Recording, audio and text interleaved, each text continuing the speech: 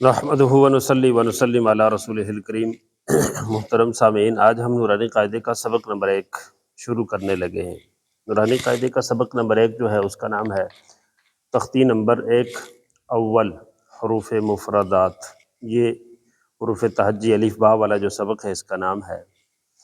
نورانی قاعدے میں تختی نمبر 1 کی ترتیب کیا تھی، ہم ساتھ ساتھ اس کے پڑھنے پڑھانے کا طریقہ بھی اور ساتھ ساتھ نورانی قاعدے کا جو اصل صورتحال تھی وہ بھی واضح کرتے جائیں گے۔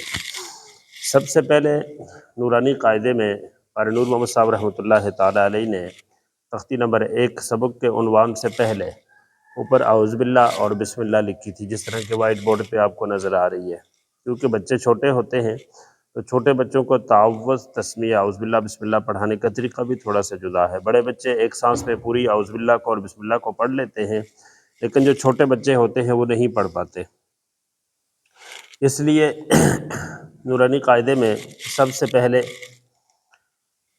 یوں الگ کر کے اعوذ باللہ من الشیطان الرجیم بسم اللہ الرحمن الرحیم، اس طرح تعوذ تسمیہ کو الگ الگ کر کے لکھا ہوا تھا۔ اعوذ باللہ کو 4 جگہ، اعوذ باللہ من الشیطان الرجیم 4 ٹکڑوں میں، اور بسم اللہ کو 3 ٹکڑوں میں الگ الگ کر کے لکھنے کا مقصد یہ تھا کہ استاد چھوٹے بچے کو، معصوم بچے کو یوں تعوذ اعوذ باللہ کو الگ الگ کر کے اس وقت تک پڑھاتا رہے جب تک پوری اعوذ باللہ بچے کی زبان پہ نہیں آتی، اور بسم اللہ کو بھی شروع میں ٹکڑے ٹکڑے کر کے الگ الگ کر کے پڑھاتا رہے، اس وقت تک پڑھاتا رہے جب تک بچے کو پوری تسمیہ نہیں آ جاتی۔ اس کا یہ مطلب نہیں ہے کہ بچے کو ابتدا میں 5-10 دن جو ہے وہ اعوذ باللہ بسم اللہ ہی پہ بٹھایا جائے، اسی پہ رکھا جائے، آگے الف با والا سبق نہ دیا جائے۔ مطلب یہ ہے کہ قاعدے کا باقی سبق بھی چلتا رہے، اور ساتھ جب بھی بچہ سبق شروع کرے تو استاد بچے کو تعوذ تسمیہ خود پڑھا دے، اس لیے الگ الگ کر کے لکھی گئی تھی۔ اب موجودہ جتنے بھی نورانی قاعدے ہیں ان قاعدوں کے شروع سے اعوذ باللہ اور بسم اللہ ختم کر دی گئی ہے، موجودہ قاعدوں میں نہیں ہے، ہونی چاہیے۔ آگے چلتے ہیں۔ پہلا جو سبق ہے اس کا نام تھا تختی نمبر اول، تختی نمبر 1، آگے اول، آگے حروف مفردات۔ نورانی قاعدہ جتنا بھی ہے اس کی ہر تختی کا ایک مستقل نام قاری نور محمد صاحب رحمۃ اللہ تعالی علیہ نے رکھا ہے، اور وہ جو ہر تختی کا جو نام ہے، ہر تختی کا جو نام ہے وہ اس بات کو واضح کرتا ہے کہ اس تختی میں، اس سبق میں کیا چیز ہے، استاد نے بچے کو کیا سکھانی ہے یا بچے نے کیا سیکھنا ہے۔ وہ اس تختی کا جو نام ہے وہ اس کو مکمل واضح کرتا ہے کہ اس تختی کا مین مقصد، ٹارگٹ، مقصود کیا ہے۔ اب بہت سارے نورانی قاعدے ایسے ہیں کہ جن میں بعض تختیوں کے نام ہی ختم کر دیے گئے ہیں۔ چند دن پہلے میں نے ایک قاعدہ دیکھا، بلکہ ایک شرح دیکھی، اس میں یہ جو سبق ہے آخر میں تشدید کی مشق، تشدید مع سکون، تشدید مع تشدید، تشدید بعد حروف مدہ، یہ جو نام تھے سبق کے یہ بالکل ختم کر دیے گئے ہیں۔ تو سبق کا نام ختم کر دینے سے سبق کا جو مقصود ہوتا ہے اس پہ کافی فرق پڑتا ہے، لہٰذا تختی نمبر 1 سبق نمبر 1 کا یہ نام تھا تختی نمبر 1، تختی نمبر اول حروف مفردات۔ اب ہم چلتے ہیں، قاری نور محمد صاحب رحمۃ اللہ تعالی علیہ نے ہر سبق اور مشق کو تختی کا نام کیوں دیا؟ حالانکہ یوں بھی کہہ سکتے تھے سبق نمبر 1، فصل نمبر 1، باب نمبر 1، جی یوں بھی کہہ سکتے تھے، لیکن انہوں نے سبق یا عنوان جو تھا وہ سبق کا نہیں دیا، فصل کا نہیں دیا، بلکہ اس کا جو ٹائٹل عنوان دیا وہ تختی سے دیا۔ اس کی کیا وجہ تھی؟ تو اس کی 2 وجوہات ہیں۔ ایک تو یہ تھی کہ قاری نور محمد صاحب رحمۃ اللہ تعالی علیہ آج سے 1.25 صدی پہلے کے ہیں، ان کو فوت ہوئے 1 صدی ہو گئی ہے، تو پڑھاتے ہوئے بھی ان کا 40-50 سال کا عرصہ گزرا ہے۔ تو آج سے 1.5 صدی پہلے کا جو سلسلہ تھا وہ اس وقت قاری نور محمد صاحب رحمۃ اللہ تعالی علیہ نے نورانی قاعدے کو لکڑی کی جو تختی ہوتی تھی اس کے اوپر لکھا ہوتا تھا، اور نورانی قاعدے کی انہوں نے اپنے ہاتھ سے تختیاں بنائی ہوئی ہوتی تھی۔ تختی نمبر 1 کو ایک تختی پہ لکھا ہوتا تھا، تختی نمبر 2 کو دوسری بڑی تختی پہ، جتنا سبق تھا اس اعتبار سے چھوٹی اور بڑی تختیاں ہوتی تھی۔ اور جب بھی وہ مساجد میں، مدارس میں پڑھانے جاتے تھے، ٹریننگ کے لیے جاتے تھے، تربیت کے لیے جاتے تھے، تو اپنے ساتھ ان تختیوں کو لے جاتے تھے مسجد میں، مدرسے میں، مکتب میں، اس کو دیوار کے ساتھ چسپاں کر دیتے تھے یا لٹکا دیتے تھے اور اس سے پڑھاتے تھے۔ اس اعتبار سے جو ہے نا انہوں نے وہ تختیاں ہی مشہور تھی کہ مولانا نور محمد صاحب کی پہلی تختی ہے، آج دوسری تختی کا ہمارا سبق ہے، آج تیسری تختی ہے، آج چوتھی تختی لے کے جا رہے تھے، آج پانچویں تختی کی ہمیں ٹرینک ملی ہے، تو اس تختی سے پھر ہر سبق کا نام بھی انہوں نے تختی ہی رکھا، اسی سے مشہور ہو گیا۔ دوسرا یہ تھا کہ جب قاری نور محمد صاحب رحمۃ اللہ علیہ نے پریس قائم کیا تو جو لکڑی کی تختی تھی اس کی یاد کو پھر تازہ رکھا کہ سادے صفحے کے اوپر جب نورانی قاعدہ انہوں نے پرنٹ کیا، شائع کیا، تو سادہ جو پیپر تھا اس پیپر کے اوپر بھی تختی کی ایک شکل بنائی، جیسے لکڑی کی تختی ہوتی ہے اوپر سے ہتھی ہوتی ہے ہاتھ سے پکڑتے ہیں، اس طرح کی ایک شکل بنائی، اور جو ہتھی ہوتی تھی ہاتھ سے پکڑنے والی جو جگہ تھی اس کی اس پکچر کے اندر سبق کا نام لکھ دیتے تھے، تختی کا نام، اور نیچے جو باری ساری تختی ایسے بنی ہوتی تھی صفحے کے اوپر پکچر میں، تصویر میں، اس کے اندر حروف وہ سبق سارا لکھ دیتے تھے، وہ چیز نیچے لکھ دیتے تھے۔ اس اعتبار سے بھی جو ہے نا اس کو تختی ہی کہا گیا اور تختی کا عنوان دیا گیا۔ آگے چلتے ہیں ہم۔ قاری نور محمد صاحب رحمۃ اللہ علیہ جب نمبر لکھتے تھے تو نمبر کے اوپر 1 2 3 4 5 یہ بھی ڈالتے تھے، 1 2 3 ہر سبق کے ساتھ، اور اس کے آگے یہ اول بھی لکھتے تھے۔ اب بہت سارے نورانی قاعدوں میں یہ جو اول کا لفظ ہے اس کو ختم کر دیا گیا ہے، بہت سارے نورانی قاعدوں میں یہ نہیں ہے، اگر ہے تو دوسری غلطی یہ ہے کہ اس کے اوپر اعراب نہیں ہے، مثلا جس طرح حمزہ پہ زبر ہے، واو پہ شد اور زبر ہے، لام کے اوپر جزم ساکن ہے، اس طرح اب نہیں ہے۔ تو اصل نورانی قاعدے میں اول واو کے اوپر شد اور واو اور حمزہ کے اوپر زبر اور لام کے اوپر جزم تھی، تو یہ بچوں کے لیے اور استاد کے لیے ایک بڑی اچھی چیز تھی، اس کو ہونا چاہیے۔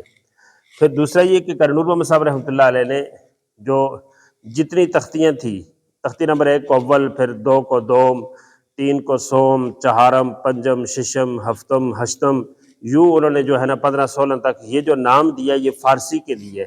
تو یہ فارسی کے کیوں دیے؟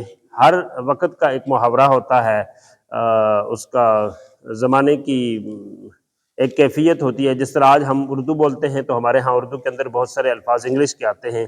قاری نور محمد صاحب رحمۃ اللہ علیہ کے زمانے کے اندر جب لوگ اردو بولتے تھے تو اردو کے اندر بہت ساری فارسی کی جو ہے وہ چیزیں آتی تھی، فارسی کے الفاظ زیادہ آتے تھے، اور ہندوستان کے اندر اس وقت فارسی کے الفاظ زیادہ تھے، گنتی فارسی میں تھی، اول دوم۔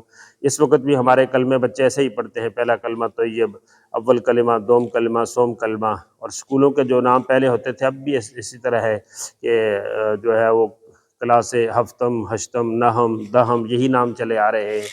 اس اعتبار سے انہوں نے یہ نام فارسی میں لکھے، کیونکہ فارسی کا رواج تھا، فارسی لوگ فارسی کی زیادہ الفاظ استعمال کرتے تھے، اس اعتبار سے انہوں نے یہ اول دوم سوم جو ہے نا اس کو فارسی میں لکھا۔ آگے چلتے ہیں۔ حروف مفردات، حروف مفردات، اصل نورانی قاعدے میں یہاں لفظ حروف بھی تھا اور مفردات بھی تھا۔ اب کیا ہو گیا ہے، اب بہت سارے قاعدوں کے اندر اگر آپ دیکھیں گے تو آپ کو تختی نمبر 1 میں مفردات کے پیچھے حروف کا لفظ نظر نہیں آئے گا۔ اصل نورانی قاعدے میں حروف کا لفظ موجود تھا، تو اس کا ہونا ضروری ہے، کیونکہ جب آپ حروف ہٹا دیتے ہیں تو مفردات کہتے ہیں کہ چیز ایک ایک ہو لیکن بہت ساری ہوں، ایک چیز جہاں ہے یہاں ہے، الگ الگ رکھی ہوئی ہیں بہت ساری چیزیں، تو ان کو مفردات کہتے ہیں۔ تو مفردات کوئی بھی چیزیں ہو سکتی ہیں، آپ 10 اینٹوں کو الگ الگ رکھ دیں، 10 سیب کو الگ الگ رکھ دیں، 10 سوٹ کو الگ الگ رکھ دیں، 10 بندوں کو الگ الگ بٹھا دیں، تو یہ سب مفردات ہیں۔ تو یہاں مطلق مفردات مراد نہیں ہے، ساتھ ایسا لفظ لانا جس سے پتہ چلے کہ جناب یہ مطلق ہر مفردات یہاں مراد نہیں ہے، بلکہ یہاں مفردات سے مراد حروف مفردات ہے۔ اس لیے تصور کو پیش کرنے کے لیے یہاں قاری نور محمد صاحب رحمۃ اللہ تعالیٰ علیہ نے مفردات کے ساتھ حروف کا لفظ لکھا تھا۔ یہ حروف لازمی ہونا چاہیے، حروف۔ اور دوسرا یہ تھا کہ اب جب ہمارے ہاں حروف کا نام بچے لیتے ہیں یا اساتذہ لیتے ہیں تو ان سے غلطی ہو جاتی ہے، وہ حروف کو حرف کہتے ہیں، حروف کو حروف کہتے ہیں، حروف۔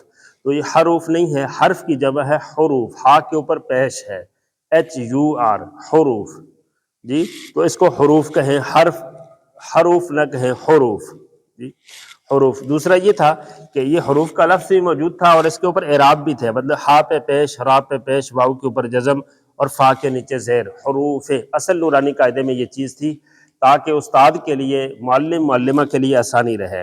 آگے چلتے ہیں۔ مفردات، مفردات، یہ مفردات جمع ہے مفرد کی۔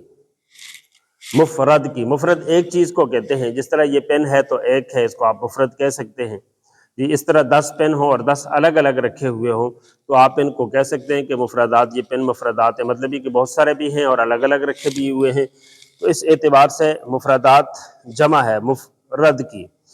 اب ایسا ہے کہ بہت سارے قاعدوں کے اندر بھی میں نے دیکھا ہے اور اساتذہ کو بھی دیکھا ہے کہ وہ مفردات کے بجائے مفردات لفظ پڑھتے ہیں، مفردات۔ تو یاد رکھیں یہ را کے نیچے زیر نہیں ہے اور را کے اوپر زبر ہے اور یہ جمع کا لفظ ہے، مفردات۔ اب بہت سارے قاعدوں میں یہاں را کے نیچے زیر ہے، یہ بھی غلطی ہے، اور بہت سارے قاعدوں میں اس کے اعراب نہیں ہے۔ اصل نورانی قاعدے میں یہاں اعراب تھے میم فا پیش مف اور را کے اوپر زبر، یہ اس طرح تھا تاکہ استاد معلم معلمہ آسانی سے دیکھ سکے کہ یہ مفردات لفظ ہے، مفردات نہیں ہے، اس کے لیے آسانی ہو جائے۔ تو اب بہت سارے قاعدوں میں یہ جو ہے اس کے اعراب نہیں ہے، تو اس کے اعراب ہونے چاہیے۔ آگے چلتے ہیں ہم حروف مفردات، یعنی تختی نمبر 1 جو ہے اس میں حروف مفردات ہیں کہ الگ الگ لکھے ہوئے بہت سارے حروف، الگ الگ لکھے ہوئے بہت سارے حروف کو حروف مفردات کہتے ہیں، الگ الگ لکھے ہوئے ہوں۔ اب آگے دیکھتے ہیں، اب مثلا میں نے یہ ایک حرف لکھا ہے، یہ جس کو سرکل میں بند کیا ہے، الف لکھا ہے، تو یہ مفرد ہے۔ اب اس ایک کو آپ مفردات نہیں کہہ سکتے۔ مفردات تب ہوں کہ جب آپ اس طرح ایک ایک لکھا ہو اور وہ کئی حروف ہوں، جس طرح یہاں نیچے الف سے لے کے یا تک میں نے حروف لکھے ہیں، 2 4 5 10 حروف لکھے ہوں اور الگ الگ ہوں، تو اس اعتبار سے ان کو مفردات کہہ سکتے ہیں۔ صرف ایک ہو تو اس کو مفرد کہیں گے، اور اس طرح بہت سارے حروف ہوں لیکن الگ الگ لکھے ہوئے ہوں، جدا جدا کر کے لکھے ہوئے ہوں، تو ان کو مفردات کہیں گے۔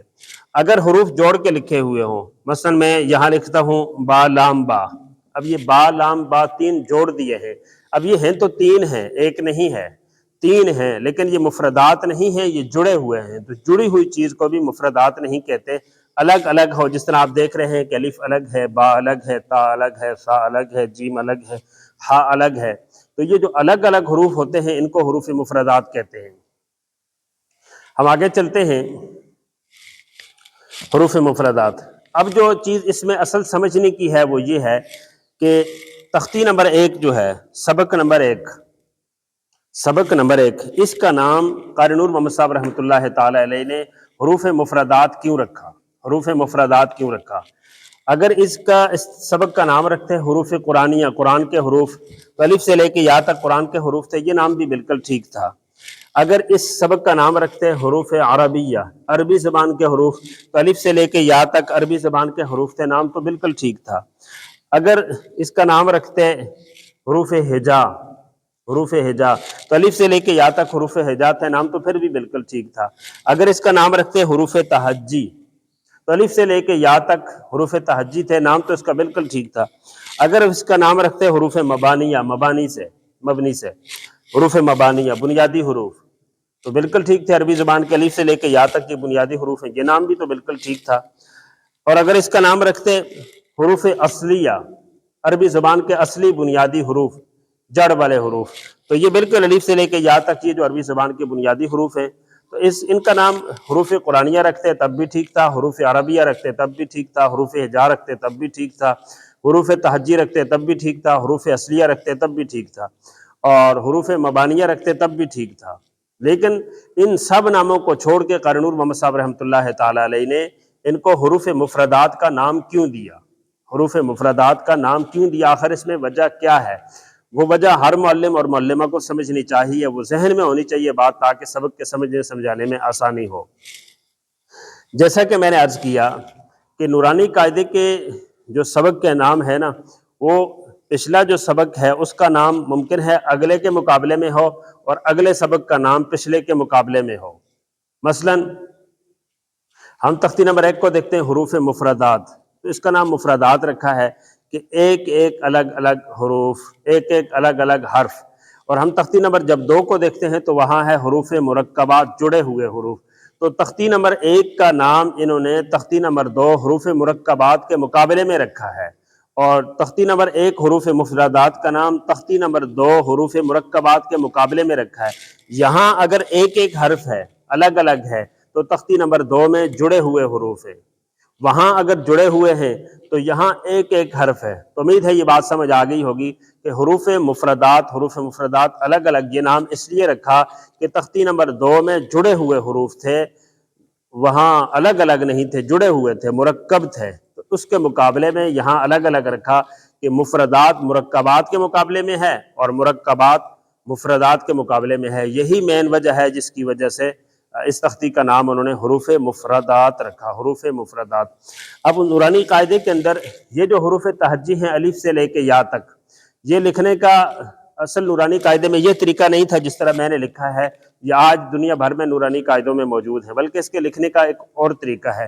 وہ اور طریقہ کیا ہے وہ آئیے اگلی ویڈیوز میں جانتے ہیں۔ اس وقت کے لیے اپنے بھائی وسیم اللہ مجاہد کو اجازت دیجیے۔ السلام علیکم ورحمۃ اللہ وبرکاتہ۔